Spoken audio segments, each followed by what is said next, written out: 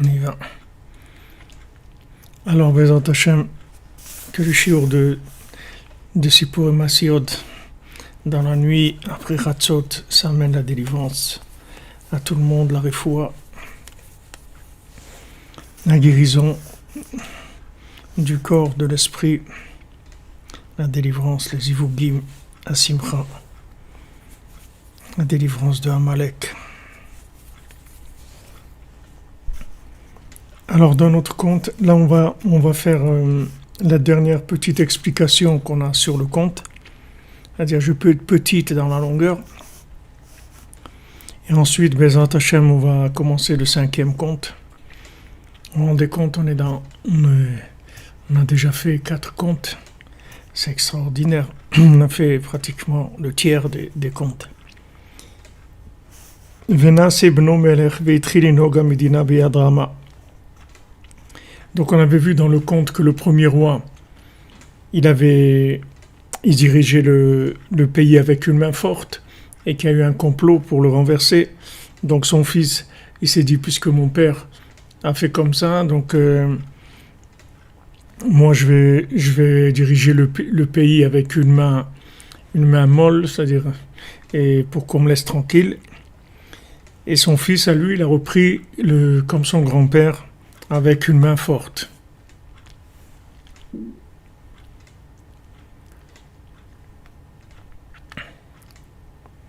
Merci Simcha pour vos bénédictions. Après donc le roi est mort, son fils a commencé à diriger le pays avec une main faible. Donc après ça a repris comme le grand-père. On voit qu'il y a plusieurs rois qui ont dirigé le monde avec une main forte. Et ils ont conquis des pays. Et c'était des gens extrêmement intelligents. Maintenant, le 3e roi de notre histoire, quand il a vu qu'ils se sont mis ensemble pour renverser son père, il y a eu un complot de gens qui se sont réunis pour renverser le pouvoir. Nahak Betova.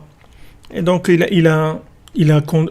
s'est mis à diriger le pays avec bonté. Vegam Kavash Medinot. Et lui aussi, il a conquis des pays. Ve'af haya chacham gadol. Et c'était aussi un homme extrêmement intelligent. Ki behemet, parce que behemet, kol ma shepo'olim bakas, tout ce qu'on arrive à voir en se mettant en colère, efshar lifol berachmanut. On peut faire obtenir la même chose avec de la bonté, de la miséricorde, de la gentillesse. Beota mida ve'afioter bekar, dans la même mesure et même plus. Comme il a dit le Rebbe, berogza en matzlichim lif'ol, avec de la colère, on réussit pas. Ve'im becholzot matzlichim lif'ol, et si malgré que maintenant on a utilisé la colère, on voit que ça a marché, qu'on a réussi. Betova ayu poalim tov yoter. On aurait, avec le bien, alors on aurait réussi à obtenir quelque chose de mieux.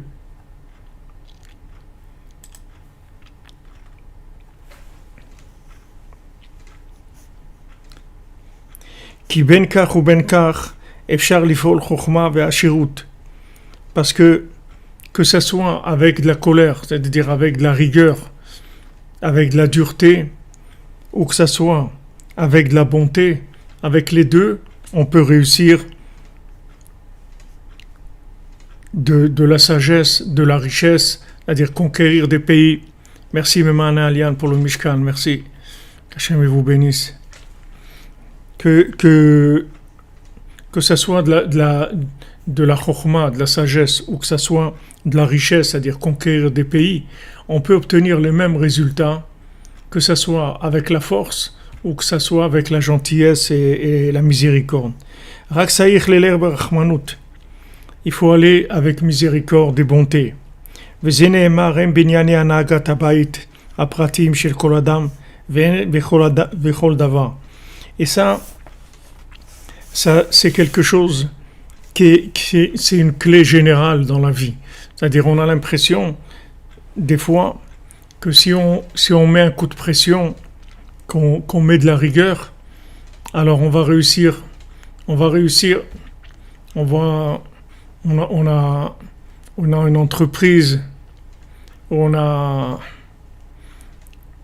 quelque chose on doit faire quelque chose dans la maison, obtenir que les enfants ils se comportent comme il faut, qu'il y ait du CDR, que ça soit organisé, qu'ils fassent leur lit, que la maison soit propre, que ça soit organisé. Et on a l'impression que si on met de la pression, de la rigueur, alors ça va aller plus vite, puisque on va pousser les choses. Mais en fait, c'est pas vrai. C'est-à-dire que si on va avec de la gentillesse et de la miséricorde, on va obtenir beaucoup mieux qu'avec la rigueur. On va obtenir des résultats bien meilleurs.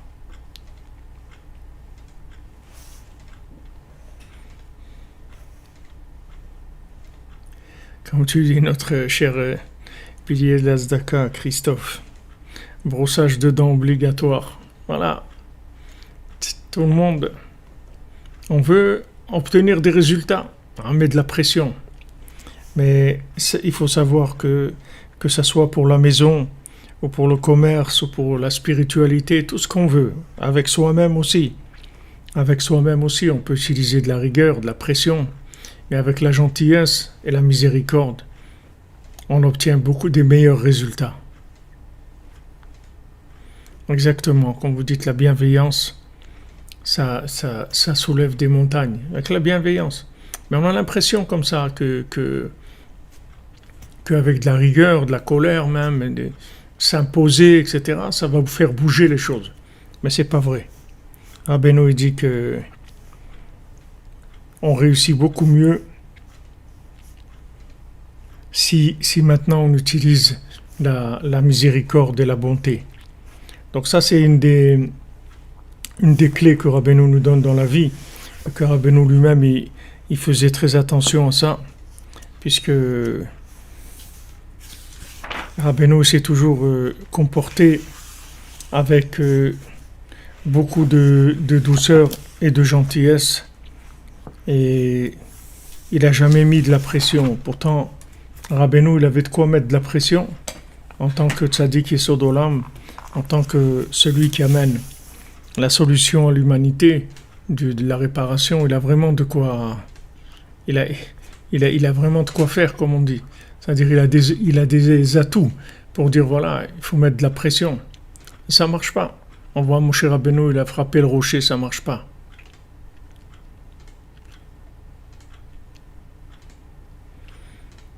Ouais, vous avez raison, Ménania, c'est comme ça. Dans la maison, dans tout, c'est comme ça. On a l'impression comme ça que si on frappe le rocher, ça va aller plus rapidement, on va avoir des résultats. On va se faire respecter.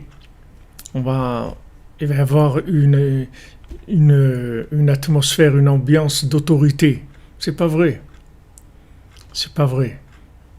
L'autorité qu'on obtient avec la gentillesse et la miséricorde, elle est beaucoup plus grande. Parce que quand vous obtenez de l'autorité avec la gentillesse, en fait, vous allez avoir le cœur des gens. Et quand les gens ils vont vous donner leur cœur, vous avez tout après. Mais l'autorité, elle entraîne l'autorité avec de la rigueur, elle entraîne de la crainte, elle entraîne un malaise, une atmosphère qui n'est pas agréable.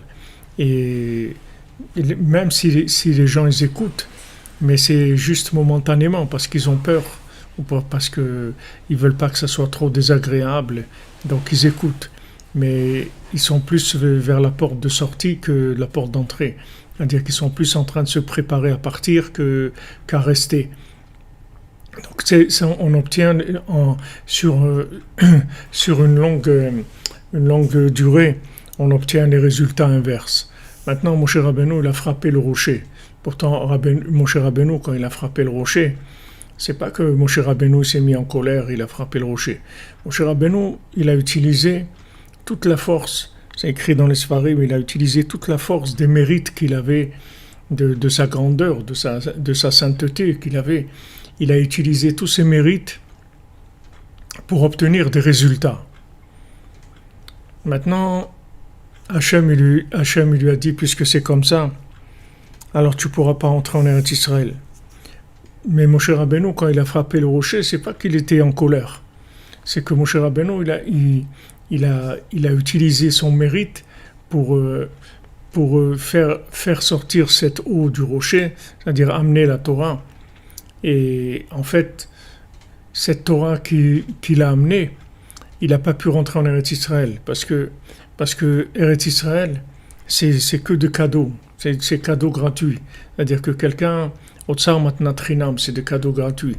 C'est-à-dire que quelqu'un qui pense qu'il a des droits, il ne peut pas vivre en Eretz Israël. Parce qu'en Eretz Israël, il n'y a personne qui a le droit. C'est que de la miséricorde. C'est la même chose Rabbeinu aussi.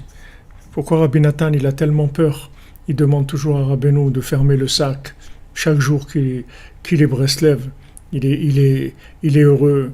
Il a vu sa barbe blanche. Il a dit quoi? Une barbe blanche et encore un Breslever. Chaque jour, il était étonné qu'il était encore avec Rabbeinu. Parce que d'être avec Rabbi Nachman, c'est un cadeau gratuit. C'est pas quelque chose qu'on peut obtenir. On ne peut pas revendiquer des droits. Il n'y a aucun droit. Alors, Moshe Rabbeinu, quand il a frappé sur le rocher, il a frappé le rocher, en fait, il a utilisé tous les mérites qu'il avait. C'est pas que maintenant, il a pris quelque chose qui lui revenait pas. Quand quelqu'un utilise la colère, souvent c'est des raccourcis. C'est-à-dire que les gens ils veulent utiliser quelque chose qui ne leur revient pas. C'est-à-dire que maintenant, par exemple, quand ils parlent, on les écoute pas. D'accord? Voilà, à la maison, le papa, la maman disent des choses, les enfants ils n'écoutent pas. Ou le conjoint il n'écoute pas. Ou les employés au travail ils n'écoutent pas. Ou on n'écoute pas. Ok. Alors la personne, elle va utiliser la colère, la force, et elle va essayer d'obtenir avec de la colère. Maintenant, ça peut marcher, elle va se mettre en colère, et on va l'écouter. Mais en fait, ce qu'il va obtenir, c'est quelque chose qui ne revient pas. Parce que, pourquoi il utilise la colère? C'est parce qu'en fait, il n'a pas de pouvoir. Parce que le pouvoir qu'il y a dans la parole, il est plus grand, beaucoup plus grand que le pouvoir qu'il y a dans la colère. Seulement, le pouvoir de la parole, c'est un vrai pouvoir. C'est pas un pouvoir fictif, mais le pouvoir des nerfs, c'est un faux pouvoir. Pour la plupart des humains. Pour les tzadikim, c'est pas comme ça. Pour Moshe Rabbeinu, quand il a frappé le rocher, c'est pas qu'il a fait quelque chose à laquelle il n'avait pas le droit. Il avait le droit à ça. Il a utilisé ses droits. Mais même ça, nos sages disent c'est pas comme ça qu'il faut faire. Devant Hachem, il faut tout demander gratuit. Même si on a des droits, même si on a des moyens de payer, il faut dire gratuit. Les 7 mendiants, c'est-à-dire on mendie, c'est tout. On dit s'il te plaît Hachem, même si on a les moyens de payer, on n'utilise pas les moyens. Même si c'est Moshe Rabbeinu qui a des mérites énormes, il n'a pas le droit de monnayer ses mérites pour obtenir des choses. Il faut qu'il demande à Hachem, c'est tout. Qu'il demande comme quelqu'un qui a rien, qui vient devant Hachem comme un mendiant, un pauvre, qui n'a rien du tout, il n'a aucun mérite du tout. Ça, même pour Moshe Rabbeinu, c'est comme ça. À plus forte raison, nous, quand on veut obtenir quelque chose dans la maison, quand on veut obtenir quelque chose dans la maison, qu'on ne doit pas utiliser la colère. C'est vrai que c'est un raccourci. Si on se met en colère et tout, ça risque de faire bouger les choses. Mais pour nous, en fait, c'est du vol. C'est-à-dire on est en train de voler un pouvoir qu'on n'a pas. Parce que normalement, la malchoute, elle n'est pas dans les nerfs. Le pouvoir, il n'est pas dans les nerfs, dans la colère. Le pouvoir, il est dans la parole. La parole, c'est le dibour, la parole, c'est le pouvoir. Un roi, il se fait respecter par sa parole. C'est pas parce qu'il fait peur aux gens. Quand maintenant quelqu'un est obligé d'utiliser la violence, ça veut dire qu'en fait on l'écoute pas, mais il veut quand même se faire écouter. Alors il va utiliser la violence, la colère, etc. Donc nous, quand on utilise la colère, c'est qu'en fait on supporte pas de pas avoir de pouvoir. On veut quand même avoir du pouvoir. Et ce pouvoir ne revient pas. Alors vous allez me dire, ouais, mais si dans la maison on laisse les choses se faire, ça va être complètement, tout va être complètement à l'envers. C'est-à-dire chacun va faire ce qu'il veut, etc. C'est pas vrai. C'est-à-dire que si vous voulez construire vraiment, alors vous allez construire avec la parole. Vous allez demander, vous allez répéter, vous allez demander encore et répéter encore et expliquer. Et ça va vous prendre beaucoup plus de temps et beaucoup plus d'énergie. Seulement, vous allez obtenir un résultat qui est une chose qui est complètement réglée, parce que vous allez obtenir le cœur de la personne, donc c'est complètement réglé. Tandis que si vous avez obtenu par la colère, en fait, vous avez fait quelque chose momentanément, mais vous avez rien réparé. C'est-à-dire que le même problème, il va revenir, et il va revenir, et il va revenir, et encore, on va se mettre en colère, et encore, et encore, et encore, on n'a rien arrangé. Tandis que si maintenant, on décide d'avoir un véritable pouvoir, que le pouvoir de la parole, la malchout paix, le pouvoir de la parole, à ce moment-là, on obtient un engagement du cœur, et là, le problème, il est réglé pour toujours. Vous comprenez ? C'est quelque chose de simple et qu'on doit se souvenir et appliquer tout le temps. Parce qu'on a tendance à oublier ça et à se comporter avec des raccourcis parce que c'est plus facile. Mais en fait, en fin de compte, on est perdant. C'est-à-dire qu'on ne répare pas. On ne répare pas les choses comme il faut. C'est-à-dire on n'arrive pas à une situation qui est réparée. Donc voilà, Baruch Hashem, on a fini le 4e conte avec toutes les explications qu'il y avait et qu'on a pu tirer. Et Baruch Hashem, on a tiré pas mal de choses de ce conte. Je crois qu'on a fait une dizaine de cours sur ce conte. Et maintenant, on va commencer le 5e conte, Mi ben Shaya be'avanim tovot. C'est-à-dire, on va faire le 5e conte du fils qui était en pierre précieuse. Dans ce conte, on a eu le mérite que le Rav Besançon nous l'a fait à Rosh Hashanah, et le Shabbat de Rosh Hashanah Ouman, avec des explications. Peut-être que ça viendra, ces explications, dans le conte. C'est un conte qui est très court. Et maintenant au niveau explication, je vais voir, il y a, je ne sais pas combien il y a d'explications sur le 5e conte. Il n'y en a pas beaucoup. Ça ne va pas nous prendre très longtemps, le conte. Ça va pas prendre, ça prendra au maximum, je pense, une dizaine d'heures. Comme le 4e, peut-être même moins. Alors, Ben Meler Shaya ben Avanim Tovot, un fils du roi qui était en pierre précieuse. Maaseh ben Melech Echad, c'est l'histoire d'un roi. Shelo Ayulo Banim, un roi qui n'avait pas d'enfant. Ve'alach ve'asak bedoktorim, il a été et il a demandé à des docteurs de l'aider. Pour que sa royauté ne soit pas transmise à des étrangers. Et les docteurs, ils lui ont pas servi, ils l'ont pas aidé, ça ne servait à rien. Et le roi, il a fait un décret sur les Juifs pour qu'ils prient pour lui qu'il ait des enfants. Kedeshit palel vifol sheelo banim. Et les Juifs, qu'est-ce qu'ils ont fait? Ils cherchaient un tzaddik pour qu'il prie et qu'il obtienne que le roi ait des enfants. Ou bikshu matsu tzaddik ganouz. Et ils ont cherché, ils ont trouvé un tzaddik qui était caché. Vamrulo sheitpalel sheyele ameler banim. Et ils ont dit au tzaddik de prier pour que le roi ait des enfants. Ve'ana shenu yodea klal. Et le tzaddik, il a dit, moi je sais rien du tout. Ve'odiu la ameler. Alors ils ont fait savoir au roi. Ils ont dit, voilà, en fait on a trouvé un tzaddik, et normalement un tzaddik quand il prie, alors ça marche, mais il dit qu'il sait rien du tout. Alors le roi il a envoyé chercher. Il a envoyé ses soldats le chercher. Ils ont été le chercher, Ve'eviu oto le ameler. Et ils ont emmené le tzaddik chez le roi. Ve'itri la melech le daber imo betov. Et le roi, il a commencé à parler avec lui gentiment. Vous voyez comme on a dit maintenant dans la dernière explication. Il a parlé avec lui gentiment. Il lui a dit, Allo ata yodea she'ehudim hem beyadi, la sot bahem kirtzoni.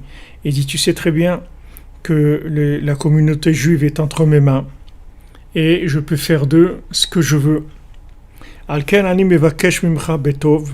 C'est pour ça que je te demande gentiment, shetitpalel sheyeli banim, que tu pries pour que j'ai des enfants. Bien que c'était une menace, mais c'était gentiment. Il aurait pu agir avec plus de rigueur, il aurait pu emprisonner des gens, il aurait pu l'emprisonner lui-même, il aurait pu faire des choses, il a utilisé de la violence. Il lui a parlé gentiment, il l'a menacé quand même, en lui disant, tu sais que la communauté est entre mes mains et je peux faire de ce que je veux. Donc voilà, je te demande gentiment, prie pour moi que j'ai des enfants. Et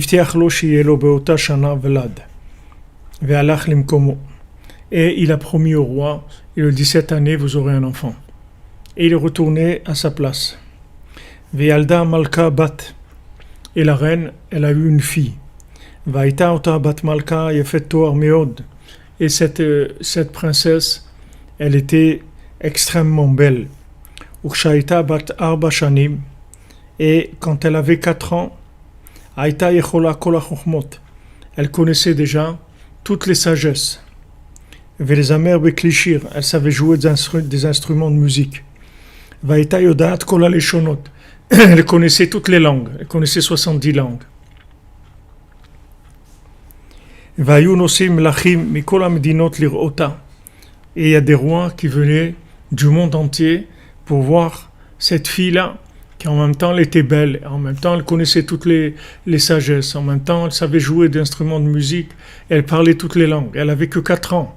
Donc c'était vraiment quelqu'un d'exceptionnel, c'était pas quelqu'un de normal, c'était quelqu'un de plus que surdoué, c'était vraiment un génie, quelque chose de très très spécial. Donc ça c'est ce qu'il a obtenu le roi. Donc le roi lui-même, au début, il a été cherché avec les docteurs, mais il a vu que ça servait à rien. Donc il s'est dit, ceux qui savent prier, c'est les Juifs, alors je vais leur demander de prier. Et les Juifs, ils savent que qui est-ce qui sait prier, c'est le tzaddik. Donc ils ont cherché un tzaddik pour qu'il prie. Et le tzaddik, il a dit, je sais rien, moi je sais rien. Donc quand il a dit ça, ils ont dit au roi, voilà, il a dit qu'il sait rien. Mais en fait, nous on sait que sa prière, elle est écoutée. Alors le roi lui a demandé gentiment, en menaçant, mais gentiment, qu'il prie pour lui, pour qu'il ait des enfants. Et il a eu une fille, quelqu'un vraiment d'exceptionnel. On voit que le tzaddik, pourquoi sa prière elle marche, parce qu'il sait rien. C'est pour ça que sa prière elle marche. C'est pour ça que toutes les prières qu'il fait, elles marchent, parce que il a une parole vivante, c'est-à-dire que comme on l'a dit avant, c'est-à-dire il a une parole de pouvoir. Il a une parole qui a un pouvoir, c'est-à-dire qui peut changer toutes les lois naturelles, qui peut changer la donne, qui peut absolument tout changer. quand, quand Rabbi Nathan il est arrivé chez Rabbeinu, Rabbi Nathan il avait 22 ans quand il a connu Rabbeinu. Rabbi Nathan il s'est marié jeune. Il était marié depuis longtemps. Je ne sais pas s'il s'est marié à 14 ans, à 15 ans, mais il s'est marié jeune. À l'époque, il se mariait jeune. Lui-même, Rabbi Nathan, il est né quand ses parents ils avaient 14 ans. Donc il était jeune, Rabbi Nathan. Et ça faisait déjà plusieurs années qu'il était marié. Il n'avait pas d'enfant. Alors, une fois, il était chez Rabbeinu. Et il a demandé à Rabbeinu, il a dit, j'ai pas d'enfant, difficulté à avoir des enfants. Alors Rabbeinu il a dit, il y a besoin de chaises pour le Beth Midrash. Rabbeinu il a dit comme ça, il y a besoin de chaises pour le Beth Midrash. Alors Rabbi Nathan il a acheté 6 chaises pour la maison d'études de Rabbeinu. Et il a eu 6 enfants. Alors après, Rabbi Nathan, il a dit, des années après, il a dit, si j'avais su, j'aurais acheté 10 chaises, ou 12. Il ne savait pas que c'était tellement précis. Il ne savait pas que c'était d'une grande précision. Mais la tzedaka qu'on donne au tzaddik, c'est précis, c'est pas... Le tzaddik, c'est pas de l'à peu près ou flou. C'est très précis. C'est-à-dire que quand le tzaddik il dit quelque chose, alors ça va être comme ça. Parce que le tzaddik, il a une parole qui est créatrice. C'est-à-dire quand il dit quelque chose, il crée la chose. Même si la chose, elle n'existait pas, ou même si la personne, elle n'a pas de mazal, ou si la personne, elle est comme elle est, le tzaddik, il lui crée le mazal, il lui crée tout. Le tzaddik, il a une parole qui est infaillible. Donc eux, ils ont été chercher le tzaddik, parce qu'ils savent que c'est lui qui a la force, le pouvoir de la parole auprès d'Hachem. Et lui, qu'est-ce qu'il a dit? Je sais rien. Il leur a pas dit, ouais, bon, on y va. Il dit, non, je sais rien du tout. Mais quand il a dit, je sais rien du tout, c'était pas pour les renvoyer et leur dire, laissez-moi tranquille. Il a dit, je sais rien. Mais quand il a dit, je sais rien, en fait, c'est comme ça qu'il faisait la connexion. Comme Rabbi Nathan il témoigne, il dit que au début, quand Rabbeinu disait je sais rien, alors Rabbi Nathan il était choqué quand ils arrivaient chez Rabbeinu et Rabbeinu leur disait mais pourquoi vous êtes venus me voir? Je sais rien du tout. Alors ils étaient choqués parce qu'ils savaient que Rabbeinu il avait toute la Torah devant lui, il connaissait toute la Torah, il avait tout ce que quelqu'un peut savoir, Rabbeinu le savait. Il connaissait toutes les langues, comme on a vu qu'il connaissait le grec, il connaissait toutes les langues, Rabbeinu. Rabbeinu pouvait lire dans n'importe quel livre sans l'avoir devant lui. Il pouvait les lire à distance, dans un livre fermé, dans un livre qui se trouve dans n'importe quel endroit dans le monde, dans n'importe quelle langue, dans n'importe quel endroit du monde, dans n'importe quelle bibliothèque du monde. Rabbeinu pouvait lire tous les livres qu'il y a dans le monde, tout. Donc, qu'est-ce que ça veut dire Rabbeinu dit « je sais rien ». Alors en fait, Rabbi Nathan, il a remarqué que quand Rabbeinu disait « je sais rien », après il révélait un enseignement d'un niveau très élevé. Parce que quand Rabbeinu voulait dire un enseignement, les enseignements de Rabbeinu, ce ne sont pas des enseignements qui viennent du disque dur. Ce n'est pas des enseignements préenregistrés, comme les émissions de télévision qui les enregistrent à l'avance, et après ils les passent au moment où il y a besoin de les passer, mais en fait, cette émission, elle n'est pas en direct. C'est une émission qui a été préenregistrée des jours avant, peut-être des semaines avant, qui a été préenregistrée, et il la passe maintenant. Il la place en différé. Alors, le tzaddik, quand il dit de la Torah, c'est pas de la Torah en différé. C'est pas de la Torah qui vient d'un stock de connaissances que maintenant il va nous dire des choses qu'il sait. Le tzaddik, il dit des choses qu'il ne sait pas. C'est-à-dire que c'est par le fait qu'il ne sait pas, c'est comme ça qu'il peut révéler ces choses-là. Parce qu'en fait, il va révéler des choses qu'il va obtenir par de la connexion et qui va télécharger d'un niveau à un niveau très élevé de spiritualité. C'est de là-bas qu'il va prendre ses enseignements et il va les faire descendre. Donc il est obligé de faire une préparation d'annulation de toute connaissance. Donc il est obligé de dire je sais rien. C'est pas un jeu, c'est que Béhémet, au moment où il dit je sais rien, le tzaddik il est conscient qu'il sait rien du tout. S'il veut faire descendre cette Torah, il faut vraiment qu'il soit conscient qu'il sait rien du tout. Donc Rabbeinu leur a dit une fois, je peux vous jurer sur Shabbat Kodesh que je sais rien du tout.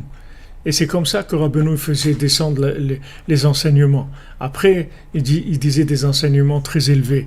Donc Rabbi Nathan, au début, il était choqué quand Rabbeinu disait ça. Après, il a compris comment Rabbeinu fonctionnait. C'est-à-dire qu'en fait, il leur disait « je sais rien ».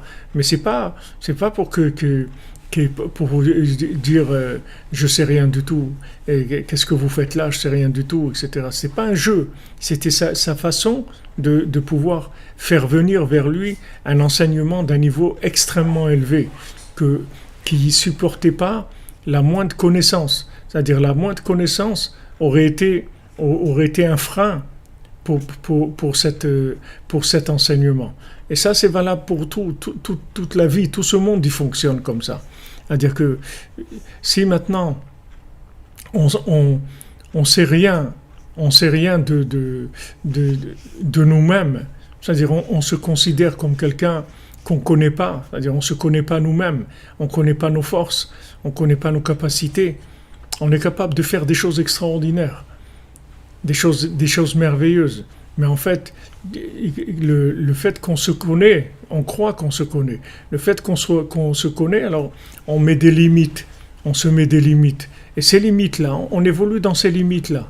Mais si on enlevait les limites et qu'on se disait, en fait, j'ai une âme, cette âme, elle est connectable à l'infini, elle est connectable à Dieu. Donc je peux tout faire dans ce monde. Je peux arriver à tout faire. Alors à ce moment-là, tout devient possible et tout devient facile aussi. C'est pas que possible, c'est que c'est facile de le faire. C'est très facile. Alors que quand maintenant j'agis avec des résultats de connaissances et des niveaux soi-disant que je connais mes capacités, j'ai des capacités, je suis capable de faire, etc. En fait, ces capacités, elles ne font que cacher les véritables capacités que j'ai qui sont infinies en fait. Que n'importe qui peut arriver à des choses extraordinaires. Le tout, c'est qu'il faut que vraiment il sache rien. Vraiment qu'il sache rien. Que chaque jour, il se réveille, il commence une journée avec une annulation totale de la mémoire vive de la veille. Il faut effacer la mémoire vive. C'est d'ailleurs pour ça que c'est à ça qui nous sert le sommeil. C'est pour ça qu'on doit dormir. Parce que si on restait réveillé, on arriverait à un moment, on ne ferait plus rien du tout. Parce qu'on aurait tellement la mémoire vive qui serait chargée qu'on n'arriverait à rien faire du tout. En fait, quand on va dormir, on efface la mémoire vive. Partiellement. Parce que quand on se réveille, en général, on va rechercher tout de suite du stock des choses de la veille, etc. Mais si Béhémet, quand on se lève le matin, on dit Modéani Hachem, et on démarre la journée en se disant qu'on ne sait rien du tout, et que tout est possible, on peut arriver à tout. Alors Béhémet, ça serait une autre vie complètement, parce que on n'est pas limité. Regardez votre vie. Pour des gens qui ont déjà un peu avancé dans la vie, qui ont plus de 40 ans ou 50 ans, regardez où vous êtes. Est-ce que maintenant, quelqu'un qui a 50 ans, est-ce qu'il peut imaginer à l'âge de 20 ans, il pouvait imaginer qu'à l'âge de 50 ans, il serait comme ça? Pas du tout. Pas du tout. La vie, elle l'a amené dans des choses qui sont... Il a été dans des chemins qu'il n'imaginait même pas. Il ne savait même pas que ça existait. Et d'où ça vient, ça? D'où ça vient? Parce que il s'est passé des renouvellements, des situations qui ont changé la donne, qui ont permis des ouvertures, ou le contraire, des fois. Mais il y a des changements. Donc ça, à l'âge de 20 ans, il ne savait pas ça. Alors imaginez-vous que maintenant, chaque jour, vous êtes convaincu que vous ne savez rien, et que Béhémet, Hachem, il recrée le monde chaque jour. comme c'est écrit à Mechadesh Bechol Yom Tamid Maaseh Bereshit. C'est-à-dire Hachem, il recrée chaque jour complètement la création de Bereshit. Le monde, il est recréé mamash tous les jours. Et ce qui reste, dans, c'est-à-dire ce qu'on voit, qu'on a l'impression qu'on connaît déjà le monde, c'est juste des images qui restent, qui ressemblent. Mais en fait, le fond du monde, il est changé tous les jours. Tous les jours, il est changé. Il y a quelqu'un, une fois, il a demandé à un tzaddik, il a dit, voilà, je voulais faire, je me suis engagé à faire tchouva, j'ai dit à Hachem que ça y est, je ne ferai plus cette bêtise-là, et j'ai pas tenu. Je suis tombé, j'ai lâché, et j'ai recommencé à faire les mêmes bêtises. Alors le tzaddik, il lui a dit, tu sais, même Hachem, c'est comme ça, c'est pas que toi. Hachem aussi, comme toi, maintenant, tu es retombé. Hachem, lui aussi, il renouvelle sa miséricorde. Donc ne t'inquiète pas, il n'y a pas que toi qui est retombé. Hachem aussi, il renouvelle sa miséricorde avec toi. Donc il ne faut pas t'inquiéter. Ne crois pas que l'autre côté, il ne bouge pas. Il n'y a que toi qui bouge. C'est-à-dire, voilà, maintenant j'étais ça, maintenant je suis tombé, etc. Mais l'autre côté aussi, Hachem aussi, il change. C'est pas que toi. L'autre côté aussi est en mouvement. Donc quand tu sais que l'autre côté est en mouvement, alors c'est une autre vie. C'est une autre vie. Donc en fait, moins tu sais, et plus tu as des possibilités de découverte de choses merveilleuses, c'est-à-dire extraordinaires, que tu ignores complètement. Tu ne sais même pas que ça existe. Tu n'as aucune idée que ça existe. Parce que tout ce que tu sais, ça t'empêche d'arriver à ces choses-là. Donc le tzaddik, la première chose qu'il leur dit, moi je sais rien. C'est pas pour leur dire, allez, partez et laissez-moi tranquille. C'est pas ça qu'il veut leur dire. C'est-à-dire que il vient et leur dit, ne croyez pas que je suis un Superman et que je vais vous obtenir des choses, etc. C'est que Béhémet, je sais rien du tout. Alors eux, ils vont et disent au roi. Alors le roi, il vient et en fait, le roi, il le met dans une situation où il est obligé de prier. C'est-à-dire, il n'a pas le choix. Il est obligé maintenant, non seulement il est obligé de prier, mais il est obligé de réussir. Parce que maintenant, c'est toute la communauté qui est menacée par le roi si jamais il n'obtient pas ce que le roi lui a demandé. Donc, il peut s'engager et il peut promettre au roi et dire, cette année, vous allez avoir un enfant. Pour la réfoua de Déborah, Bezat Hashem. Menania, que Hashem vous donne la bracha, Bezat Hashem, que la tzedaka, pour le tzaddik, elle vous amène tout ce qu'il faut.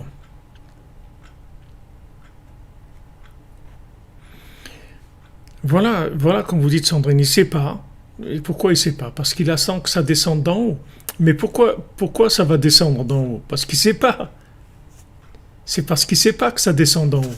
Mais s'il sait, il n'y a rien qui va descendre d'en haut. Il va cuisiner ce qu'il a, c'est tout.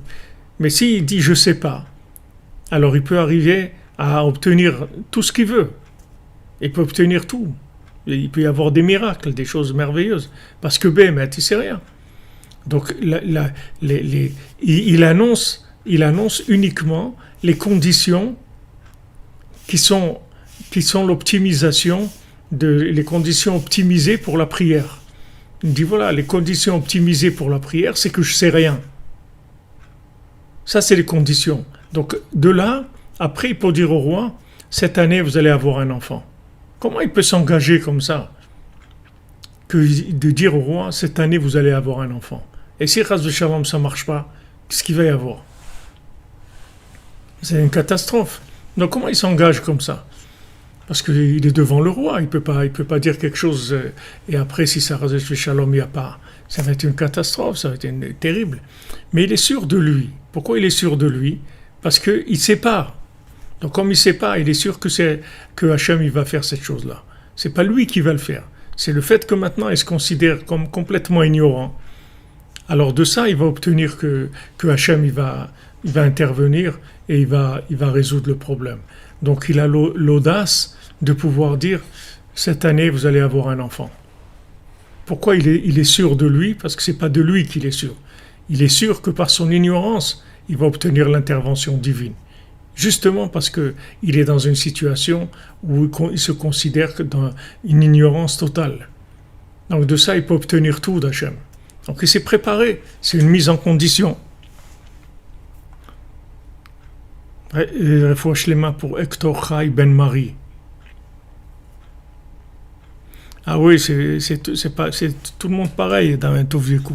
Quand on est petit, on veut grandir. Et quand on voit le monde des grands, on a envie de se sauver et de retourner à la maternelle. C'est plus sympa la pâte à modeler que les vaccins.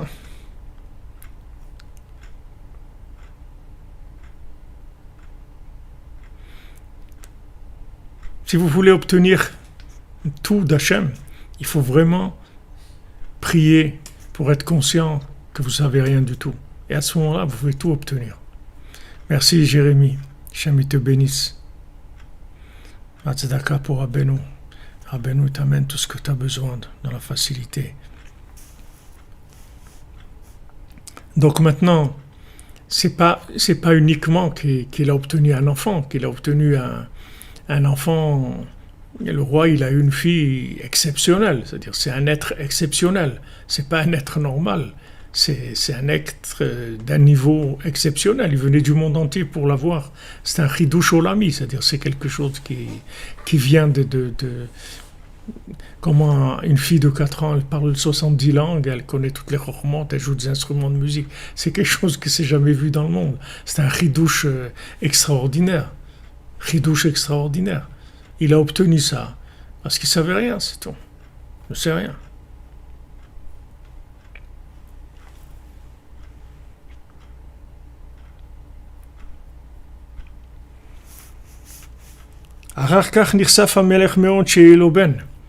Mais le roi, il n'en est pas resté là. Malgré qu'il avait une fille comme ça, qui était extraordinaire et tout. Il voulait un fils.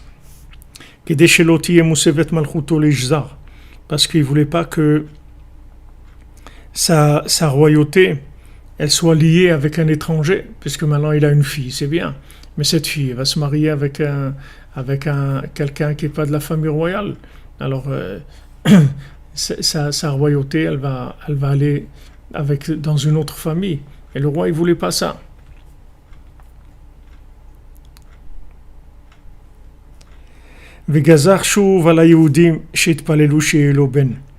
Donc lui, il avait la méthode.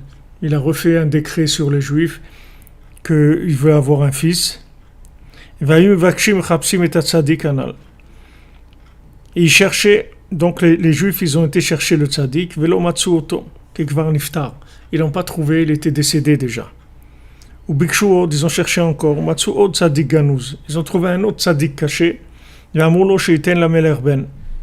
ils ont dit qu'il donne un fils au roi, et il a dit la même chose, je sais rien. Ils ont fait savoir ça au roi, et le roi il a dit la même chose. Voilà, tu vois que les Juifs ils sont entre mes mains. Alors le Chacham, c'est-à-dire ce tzaddik là, que Rabbeinu il appelle ici le Chacham, celui d'avant il a appelé le tzaddik, et ici il a appelé le tzaddik Chacham. Tuchal la'asot ma she'tzavé. Donc lui, il a dit au roi, est-ce que tu peux faire ce que je vais t'ordonner de faire? Amar Amelech hen, il lui a dit oui. Amar lo chacham, ani tzarich shtavi kol mine avanim tovot. J'ai besoin que tu m'amènes toutes sortes de pierres précieuses. Kil kol even tov yesh lo segula acheret. Parce que chaque pierre précieuse, elle a une propriété différente. Ki yesh etzel amlachim sefer shekatuv bon kol mine avanim tovot. Parce que chez le roi, il y a un livre dans lequel sont classées toutes les pierres précieuses qui existent. Amar Amelech ani otzi chetzi malchuti kedeshi eliben. Il dit, moi je suis prêt à dépenser la moitié de mon royaume pour avoir un fils. Valach ve'vilo kol mine avanim tovot. Et le roi, il a été, et il a amené toutes sortes de pierres précieuses au Chacham, au Tzadik. Le Chacham ve'edikam. Et le Chacham, il les a pris, il les a pilés. Velakar kos yain untanam letocho. Il a pris un verre de vin et il a mis toutes ces pierres précieuses qui étaient maintenant pilées, il les a mis dans le vin. Venatan chetzi kos la melech lishtot vechetzi la malka. Et il a donné la moitié du verre au roi et la moitié à la reine. Vamar lahem shiye lahem ben. Il leur a dit, vous allez avoir un fils. Sheye kulo me'avanim tovot, qui va être entièrement en pierre précieuse. Veyelo boko la segulot sekol avalim tovot. Et non seulement qu'il va être entièrement en pierre précieuse, mais en fait il va avoir la propriété, les mêmes vertus, les mêmes propriétés que toutes les pierres précieuses. Ve'alach lemkomo. Et il est parti à sa place. Donc ici on voit des différences par rapport à ce qu'il y avait avec ce qu'il y avait avant. Déjà on peut se poser la question, puisque maintenant le roi, quand il a été voir les Juifs la première fois, ils ont été chez le tzaddik. Après ils sont venus, ils ont dit le tzaddik il a dit qu'il sait rien. Alors le roi il a convoqué le tzaddik, etc. Maintenant que le roi il sait comment ça marche, pourquoi il n'a pas été directement? Pourquoi il n'a pas été directement chercher le tzaddik? Pourquoi il est passé maintenant par le Bnei Israël? Ça, il savait comment ça marchait. Pourquoi il a fait comme ça? Parce qu'en fait, le roi, il savait que la chose, elle fonctionnait comme ça. C'est-à-dire que si lui, il avait été directement chez le roi, c'est pas chez le tzaddik, c'est pas comme s'il avait demandé au Bnei Israël que eux ils cherchent le tzaddik. C'est-à-dire eux, quand ils vont chercher le tzaddik, ils vont obtenir beaucoup plus que si lui il va chez le tzaddik. Comme Paro avec Yosef. Pourquoi Paro dit à Yosef, après que tu m'as expliqué tout ça, et après que Hachem il t'ait fait savoir toutes ces choses-là, c'est toi qui va diriger mon pays, et c'est toi qui va faire ces choses-là.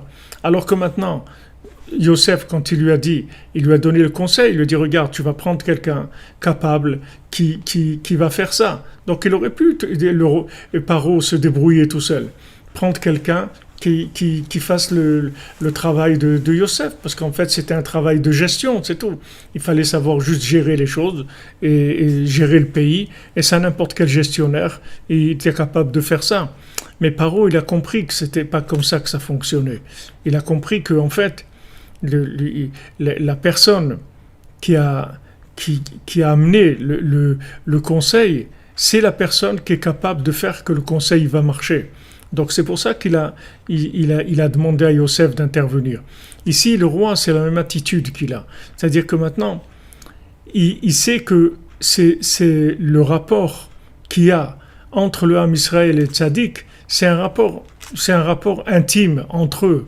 C'est pas une méthode, une technique conventionnelle. C'est-à-dire que maintenant, une fois que j'ai compris comment ça marche, alors je vais le faire, c'est tout.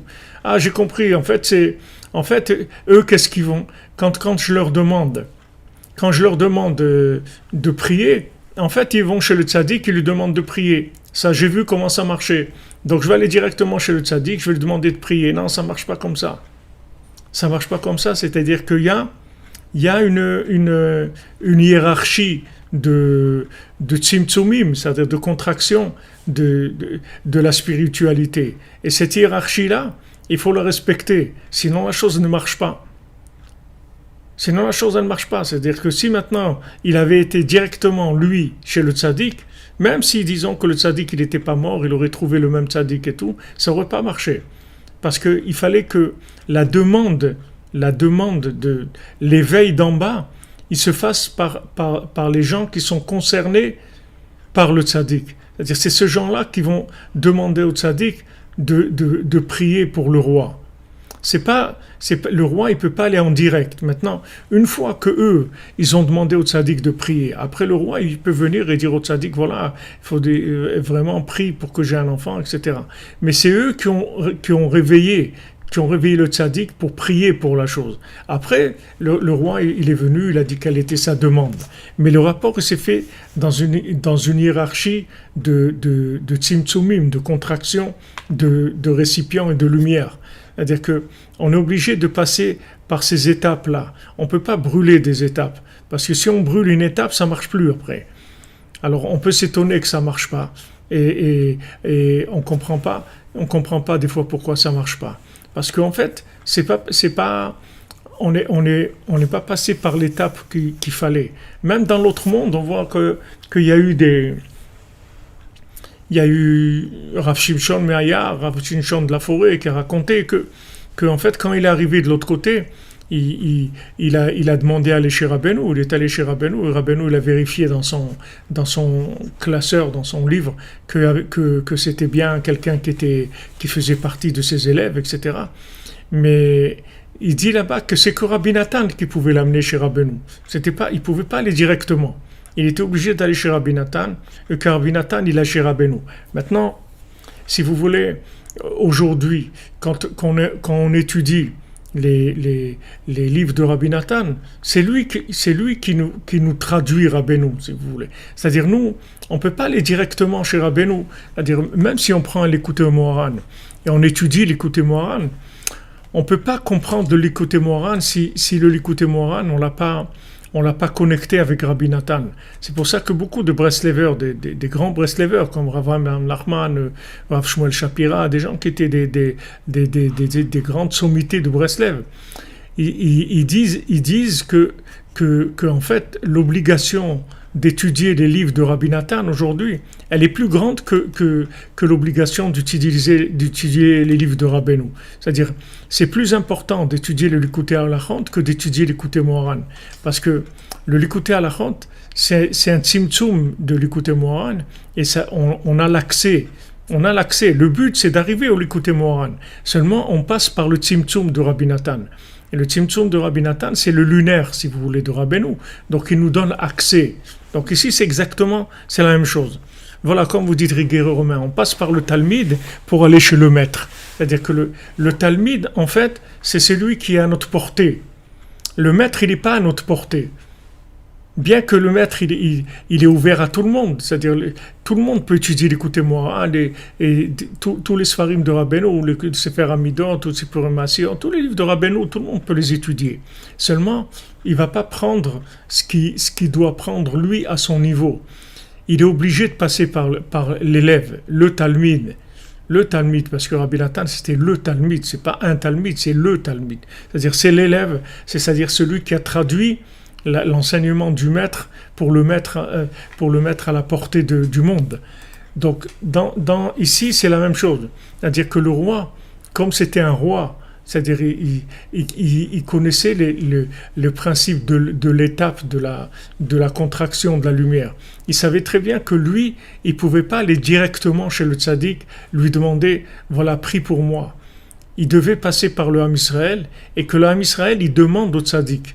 Et à ce moment-là, il y a le tzimtzum qu'il faut. C'est-à-dire qu'il y a la contraction de la lumière, et absolument, il va obtenir ce qu'il va obtenir vraiment. Mais il est passé par le tzimtzum du Ham Israël. En direct, ça n'aurait pas marché. On voit ici, c'est clair dans son comportement. Alors maintenant, on voit que le deuxième tzaddik, en fait, il s'appelle ici, non seulement il est tzaddik, mais il est chacham aussi. C'est-à-dire, il n'est pas que tzaddik. Quelqu'un, il peut être tzaddik sans être chacham, Rabbeinu dit. Quelqu'un, il peut être un tzaddik, mais il n'est pas un chacham. C'est-à-dire, c'est pas quelqu'un qui est doué. Merci Sylvia Toviekou, que Hashem vous bénisse pour la tzedaka.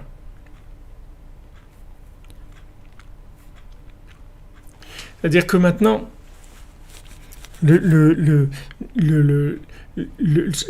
tzaddik, il était aussi chacham, c'est-à-dire c'était un homme qui était sage, qui était extrêmement intelligent aussi. C'était pas qu'il avait un comportement de tzaddik, c'est-à-dire qu'il était intègre par rapport à Hachem. Il avait aussi une grande chokhma.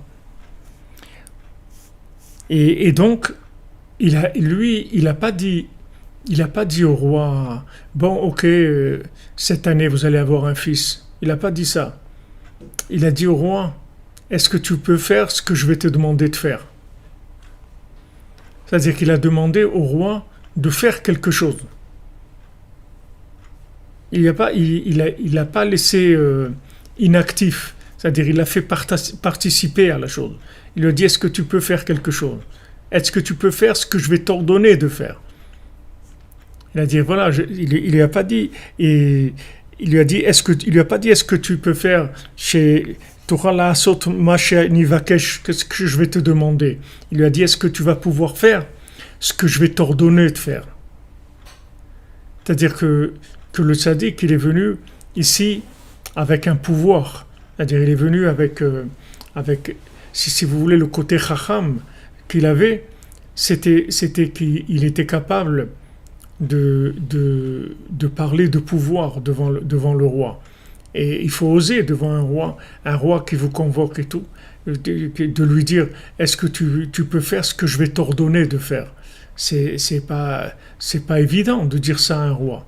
Mais en fait, il a affirmé son véritable pouvoir. C'est pas comme le premier. Le premier, il a dit, ok, je vais prier pour toi. Mais il a rien demandé au roi. Tandis que là, il lui a dit, est-ce que tu vas faire ce que je vais t'ordonner de faire? Et le roi, il a dit oui. Donc, ça a mis tout de suite les choses à leur place. Tandis que le premier, on ne voit pas que le roi, il s'est senti dépendant de lui. C'est-à-dire qu'il l'a utilisé comme quelqu'un qui a des capacités, qui a un pouvoir d'obtenir chez Hachem des choses, de bénir, etc. Il est venu chez lui, il lui a demandé une bénédiction pour avoir un enfant. Il lui a dit, d'accord, tu vas avoir un enfant. Il a eu. Mais ici, c'est pas du tout la même chose. Ici, il y a un rapport qui est complètement différent. C'est-à-dire que ici, le tzaddik, il dit au roi, est-ce que tu peux faire ce que je vais t'ordonner de faire? Et le roi, il dit oui. Alors tout de suite, il le met à sa place. Il lui dit d'abord, est-ce que tu sais que le tzaddik, il est au-dessus du roi? Est-ce que tu sais ça? Est-ce que tu sais qu'en fait, je me trouve au-dessus de toi? Et le roi, il dit oui. Maintenant que le roi, il a reconnu que le tzaddik, il est plus grand que lui, parce que c'est un tzaddik racham, c'est pas qu'un tzaddik, quelqu'un qui est pur et intègre dans sa façon d'être. C'est quelqu'un qui est racham, c'est-à-dire qu'en plus qui a un esprit divin en lui. Isha Elohim, il a un esprit divin en lui. Donc cet esprit divin, il lui dit, est-ce que tu sais que cet esprit divin-là, il est plus grand que ta royauté? Il lui dit oui. Merci, Funky Breslev. Amen. La diffusion de Rabbeinu, Bezrat Hashem, dans les endroits les plus obscurs du monde, comme vous dites. Bezrat Hashem. C'est-à-dire que maintenant, il place des éléments. Et si maintenant le roi il avait fait la moindre résistance, il avait résisté à ce que le tzaddik lui a demandé de faire, il n'y a plus rien qui aurait marché. Parce que là, c'était ce que le roi il a demandé. En fait, c'est pas la même chose. C'est-à-dire, quand il a demandé d'avoir un enfant, Stam, avoir un enfant, il voulait avoir un enfant, c'est tout. Pour que il ait une descendance. Mais là, il a demandé autre chose. C'est-à-dire, là, il voulait un fils parce qu'il voulait que le pouvoir, en fait, que son pouvoir perdure, il continue, comme on a vu dans la Torah 56. C'est-à-dire, il voulait que son pouvoir ait de la longévité, c'est-à-dire que son pouvoir perdure dans le monde. Alors le tzaddik lui a dit, est-ce que tu sais que c'est moi qui ai le véritable pouvoir? Il a dit oui. Alors du moment où le roi il s'est soumis au tzaddik, à ce moment-là le tzaddik il a pu commencer à lui donner ce fils-là extraordinaire qui va être un chidouche, quelqu'un de merveilleux, c'est-à-dire une merveille, quelqu'un de très très grand. Donc Bezrat Hashem, ça on verra, on continuera Bezrat Hashem demain le compte, et après bien sûr on verra toutes les ouvertures qu'il y a sur ça. Alors je vous ai mis une annonce au début du cours sur un Tikkun HaKlali que il y a quelqu'un qui a eu l'initiative de lancer un Tikkun HaKlali Motzei Shabbat à 21h, heure de Jérusalem, heure de Ouman, 20h, heure de Paris. Un Tikkun HaKlali ensemble tous. Maintenant, si Bezrat Hashem, si j'ai la force de le faire, alors ce Tikkun HaKlali, on le fera ensemble, et on le fera ensemble en live et sur le Tziyun de Rabbeinu, c'est-à-dire j'irai Bezrat Hashem Motzei Shabbat sur le Tziyun et comme ça on le fera mot à mot ensemble du Tzion. Ça prend à peu près 40-45 minutes comme on l'avait fait il y a quelques mois, et comme ça, Béhémet, ça sera un Tikkun HaKlali ensemble sur le Kever de Rabbeinu. Et je pense que, à l'initiative de ce monsieur-là qui a eu cette inspiration et qui a prié pour demander à Hachem de lui révéler qu'est-ce qu'il faut faire dans cette situation qu'on est en train de vivre et tout. Et il a eu cette inspiration-là de faire des Tikkun HaKlali ensemble, etc. Donc je me suis dit qu'on peut faire le Tikkun HaKlali ensemble sur le Tzion de Rabbeinu, Motzei Shabbat à 21h, mais je vous dis Bli Neder parce que je sais pas, il y a beaucoup de choses et il y a le cours aussi la nuit, il y a beaucoup de Baruch Hashem, il faut de l'énergie. Donc si Bezrat Hashem j'ai la force, alors on le fera, c'est-à-dire j'irai sur le Tzion un petit peu avant, on fera démarrer le live 5-10 minutes avant, de manière à se préparer, et à 21h pile, heure d'Ouman et de Jérusalem, on commencera le Tikkun HaKlali ensemble, si Dieu veut. Non, oui, c'est vrai, vous avez raison, David Attia, qu'il n'y a pas besoin d'inspiration, c'est un remède général. Mais le fait de l'inspiration, c'est le fait de lancer ce projet-là ensemble. Voilà, 20 heures de France et de Suisse, ouais. Bezrat Hashem. Aliyah pour Mesodi Bat Chassiba, Bezrat Hashem. Les Lonishmat Mesodi Bat Chassiba, c'est ce que vous vouliez dire.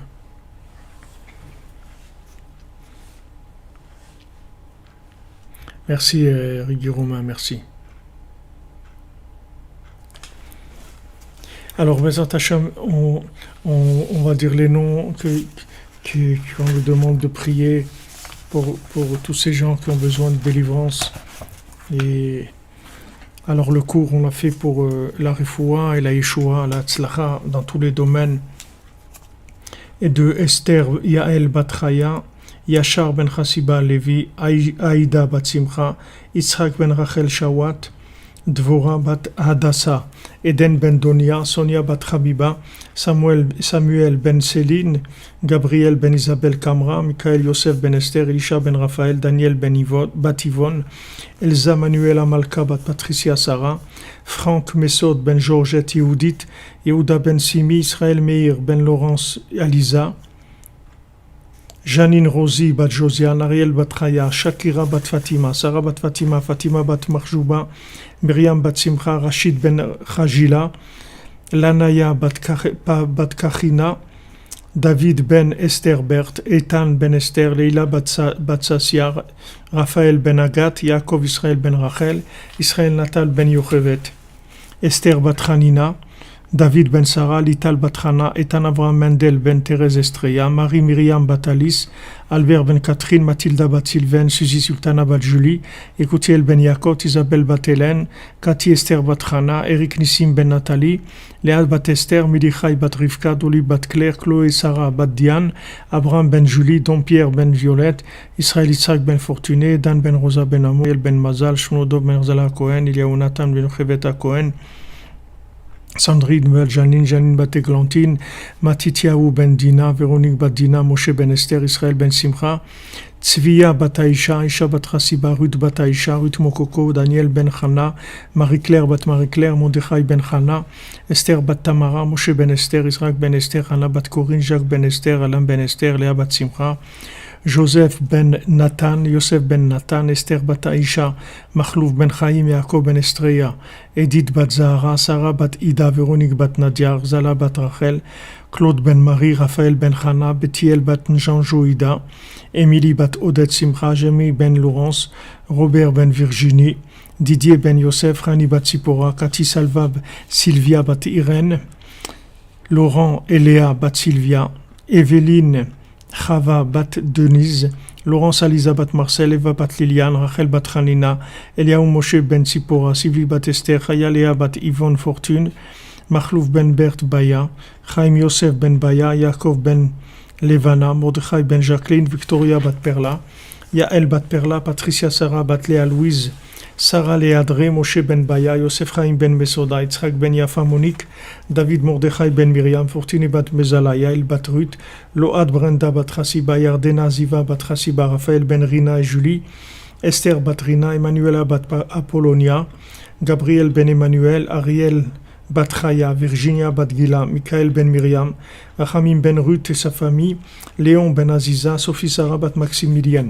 Esther bat Bila, Simon ben Chaya, Anna bat Miriam, Alain ben Dora, Emmanuel ben Daniel, Mirela bat Sarah, Tinok ben Gordi Chaya, Li bat Limor, Esther bat Sarah, Lydia bat Nuna, Dylan Michael ben Véronique Élise, Véronique Chana bat Nicole Luna, Ari Rocher Nathaniel ben Chana, Yosef Schneur Olori Onetkin ben Thérèse, Isabelle Simcha Lévi, Goueta bat Odette Ochayon Lévi, Shalom Moshe Nachman ben Sultan Amalka, Simcha Chemaïsa bat Vanessa, Vanessa Kamimazal bat Chemaïsa, Rachel et Benjamin, Bnei Dominique Déborah, Lebi Yosef Menachem ben Didalea, Elsa Emmanuel Malka bat Patricia Sarah, Ginette Fanny Sarah bat Nenet Ren Sultana, Marie-Colette bat Iva Sarah bat Emmanuel, Anaïs Michal bat Sophie Zohar, Nuna bat Adila, Chaim ben Ruiza, Léa bat Batsheva, Rachma bat Ruth, Hector Chai ben Marie, Betzalel ben Rachel, Myriam bat Emily, Emma Simcha bat Rose, Dominique Deborah bat Pilar,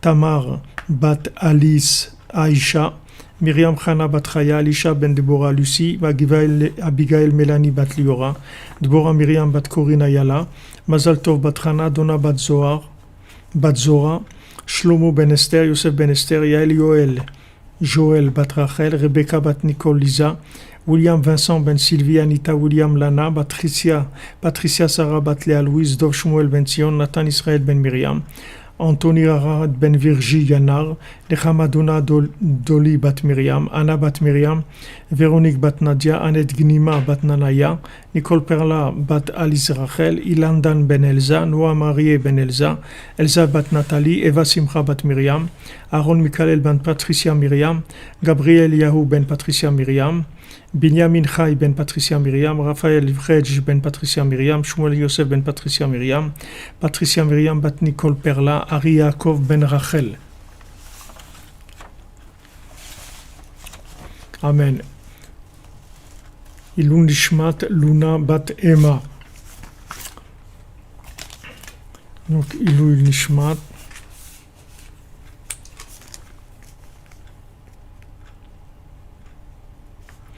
De Luna bat Emma.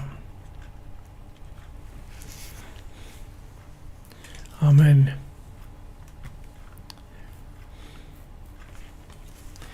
De Nadav ben Lilian, Perle bat Percy, Rachel Régine bat Yaakov Rima, Sultana Gauthier, Merzouk ben Shalom Twitou, Frédéric Israël Jeuni Fuchs, Odette Israël bat Crocus, David ben Martin, Marcel ben Pilar, Rekia bat Rachma, David ben Menana, Chaya Catherine bat Esther, Liaou ben Simcha, Véronique Aziable Vigno, Zora bat Keira, Théodore Kalatnik, Moshe ben Rachel Aflalou, Marie bat Catherine Yehuda, Elor Corsia, Aaron ben Yehuda, Lionel Moshe ben Zari Labous, Pilar bat Eusebia, Janine bat Rosalie, Myriam bat Louise Aziza Akoun, Charles ben Marcel, Yosef Kom ben Chala, Jean-Marc, Carole Sultan, Ariane Myriam, Guidon ben Joséphine, Irène bat Rachel, Maurice ben Suzanne, Shmuel ben Zaira, Joseph Désiré ben Émilie, Aaron ben Abraham, Daniel Aaron ben Juliette, Abraham ben Yehuda, Nicole, Julia Saada Mazal bat Sari, Dylan ben Elise, David Shlomo ben Zoken Baruch, Yitzhak Fedida, Shalom ben Rachel Chazan, Chana bat Frecha, Yaakov ben Chassiba, Mesoda bat Simcha, Odette Maïna bat Yosef, Joël, Yochevet bat Mazal Tov, Machlouf Chai ben Ninette, Joar, Yvette bat Belara, David Raphaël Feinchin, Joseph Désiré ben Meli, Bénédicte Charles Kofi Black, Shmuel Chai ben Moshe Brami, Maurice Moshe ben Achima Suzanne, Paul Fredj ben Baya, Camus ben Chava,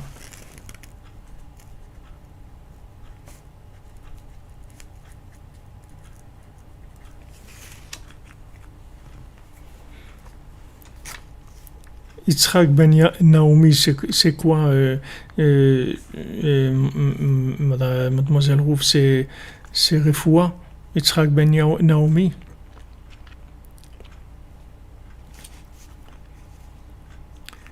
Et aussi pour la Pidyon Shvuin Batel Bat Shimon Perez, Odel Tsorev Bat Yonatan et des autres jeunes filles, Nissim Chaim Ben Esther, Jacques Ben Chaim, Ondom Ba Constant. Refoua, d'accord. Refoua, Bezat Hashem, pour Yitzhak Ben Naomi. Alors je le mets dans notre liste.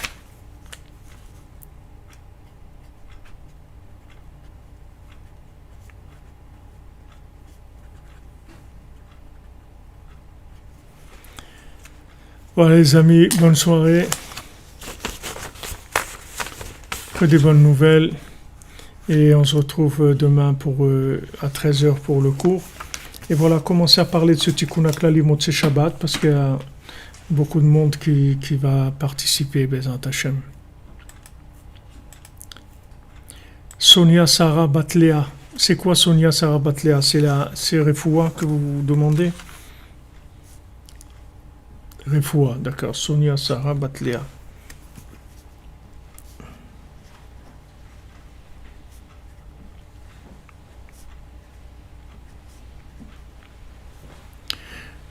Remettez-moi les noms. Vous avez mis des noms, mais ils partent. Attendez, je vois en arrière.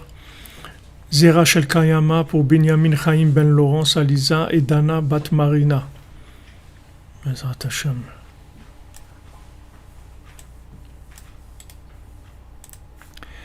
Il faut que je refasse la liste comme il faut parce que j'ai beaucoup de noms à mettre.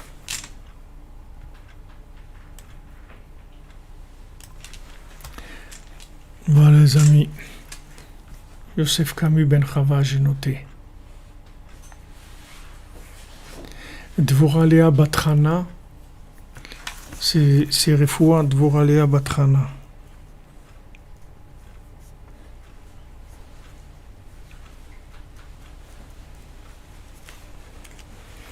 À demain, Bezrat Hashem. Merci pour tout. Merci de votre présence, de votre soutien, de votre participation en haut avec Rabbeinu.